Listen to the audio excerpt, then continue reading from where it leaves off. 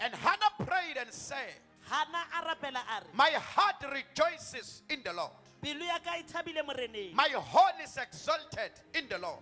ke phagamišitšwe moreneng I smile at my enemies ke thaba mo direng jaaka because I rejoice in your salvation. ka re ke a thaba phološong Today I'm here to tell you, mo ke mo lekgono after this service, ka morago wa service you will smile at your enemies. o tlo thaba mo direng You will jaaka smile at your o enemies. tlo thaba mo direng You will jaaka smile at your enemies. o tlo thaba mo The direng Bible jaaka says Hannah prayed Bible re hana and rapela said to the Lord, a re go morena my heart rejoices pelo ya ka e thabile in the Lord. mo moreneng My horn is exalted bo in phamišitšwe the Lord. mo moreneng I smile at my enemies ke a thaba mo direng jaaka because ka baka la gore I rejoice in your ke salvation. thabile phološong Kwengathi ngamemezele ethembisa. ka re nka boeletša Ngithi khona kuzokuhlekisa. o gona se se tlo Kulolu suku lanamhlanje letšatši la lekgono uzophuma ujabulile. o tlo tšwa o thaba Kulolu suku lanamhlanje tsherwa lekgono uzohleka nawe. o tlo tshega le Kunezinto ebezikubaphile wena go na le dilo tše di zikwenza ukuthi ungaphumeleli. tlo dira Wena abantu abekade behleka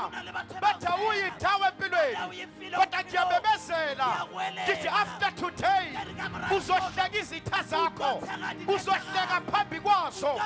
Hayi awugizwa, ngithi uzohleka nawe. tshega le wena Kudala behlekisa ngesimo sakho, kgale ba tsheiša ka kudala behlekisa ngempilo yakho, kgale ba tsheiša ka bese bakhulume ngawe yonke indawo, ba bolele ka bakhulume ngawe emateksini. ba bolele Kodwa namhlanje uzothi bawuvela wena uzohleka, bona bazodumala, wena uzojabula, bona bazoswaba. swaba Ngikhuluma ngoHana, ke bolela ka Hana wathi mawufunde ku-chapter 1 ha o bala chapter 1 lithi iBhayibhile wayeshadile, le a shatile wayenendoda le a na le monna igama layo ngu-Elkana.